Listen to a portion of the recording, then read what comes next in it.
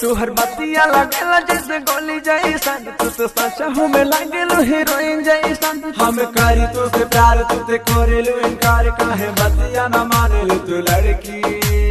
अच्छा हर पातर हम तो हाई पढ़ल ससुर जी अनपढ़ आपकी डॉक्टर, मांगीला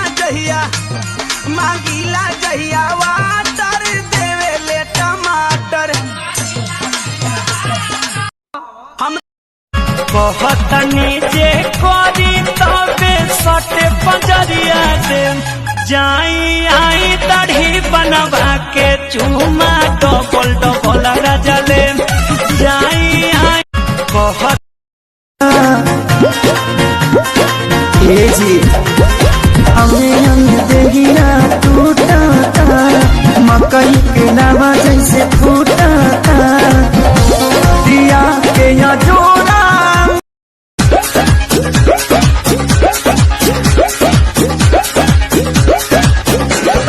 छोड़ी नहीं हवा गोइल ससुरावा, तड़पत होई परान जन्म।